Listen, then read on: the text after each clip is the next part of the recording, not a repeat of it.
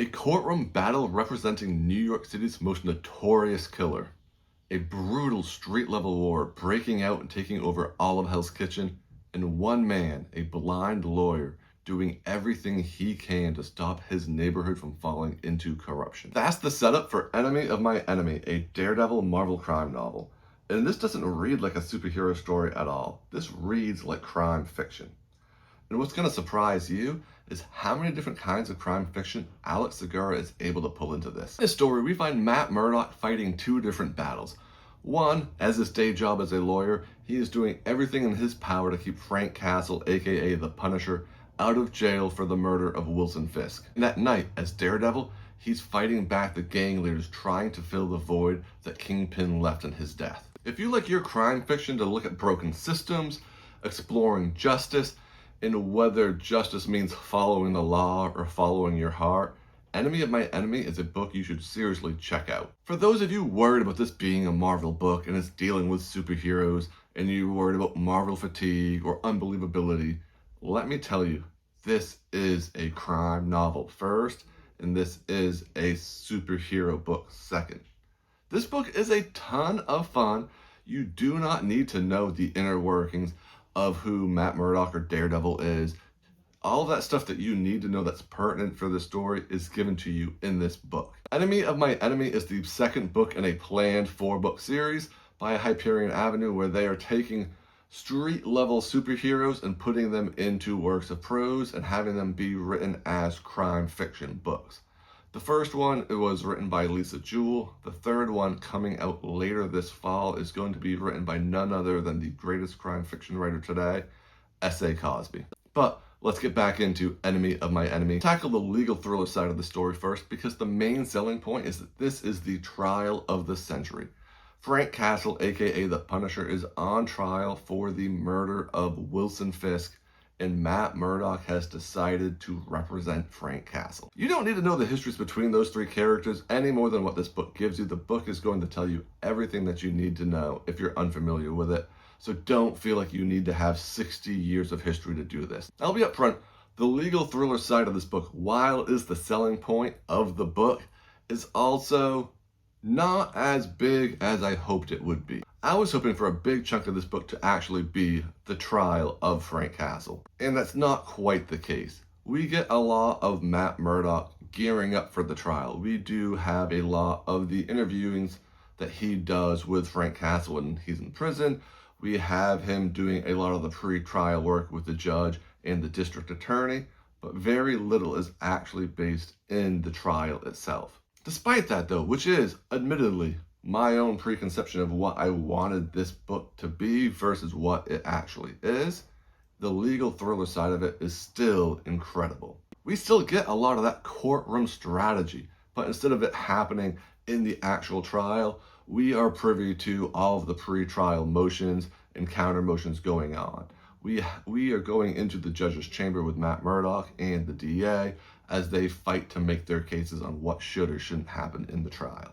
And Matt Murdock is almost this quasi-PI lawyer hybrid. He gets stonewalled by Frank, so he's left to find the evidence for himself, and he starts finding all of these breadcrumbs and these trails of corruption that just go higher and higher up within the city, and that all comes out in the trial itself. And yeah, I do wish the trial was a bigger part of the book. I mean, it still takes up a good chunk of it, but I went into this expecting it to be the entire thing being the trial. It wasn't, but all of the parts that involved it were fantastic. Alex Segura's writing really shines when he is writing these fast back and forths, when he is kind of setting himself up to find these loopholes that he's already created and punch holes in and have that tense battle back and forth. I would love to read a straight legal thriller written by Alex Segura and really see what he can do in a courtroom from the start to the end. Then this book pivots into something much closer to street crime fiction. Because Wilson Fisk is dead, there's a giant hole to be filled at the top of the mob pyramid.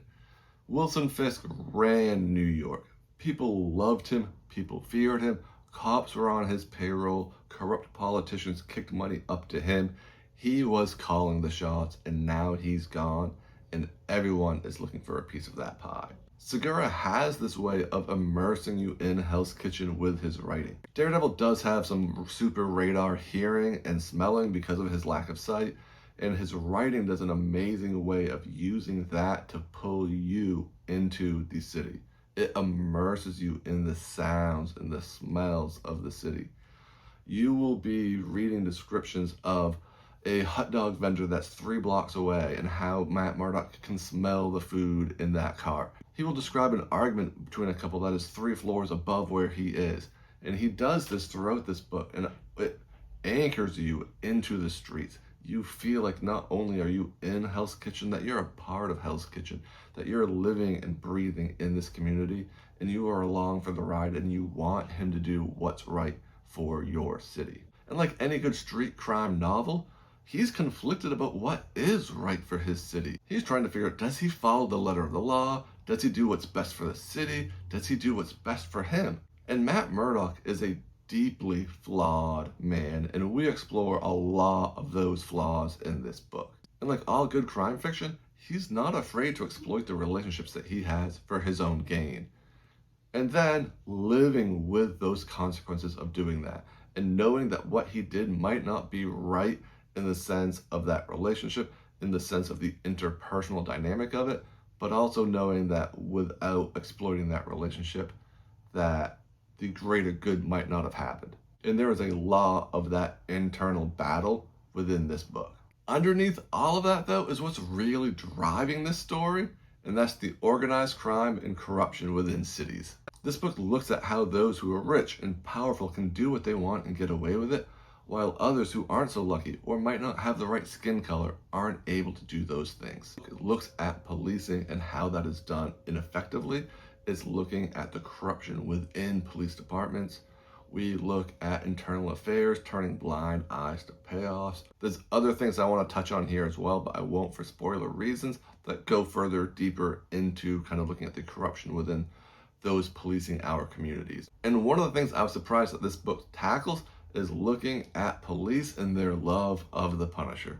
We all know those jackass police officers out there that have the Punisher skull on their car or their shirts, and they're going around raiding communities, acting as if they are the vigilantes themselves, and just how disgusting it is that those are who are supposed to be protecting and serving communities are acting as if they are judge, jury, and executioner within our real world.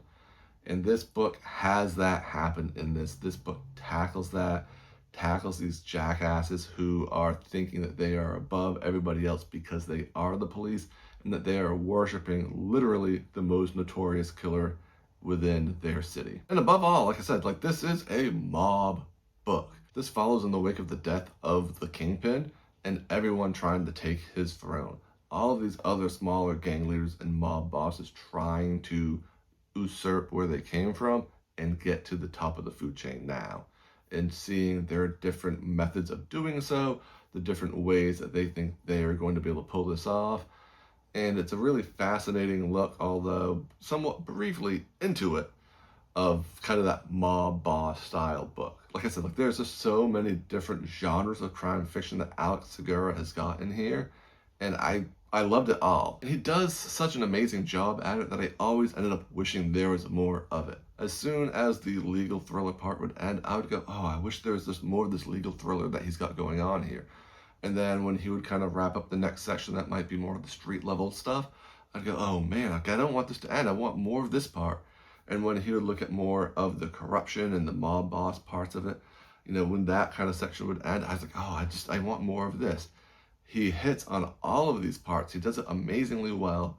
And yeah, while I'm thankful this book wasn't 800 pages long, you know, this was something that it left me wishing I had more of each section, which ultimately is a good thing. You know, he didn't overstay his welcome. What surprised me most about Enemy of My Enemy is that it doesn't lean on the fact that it's a superhero novel. It leans on it being a crime novel.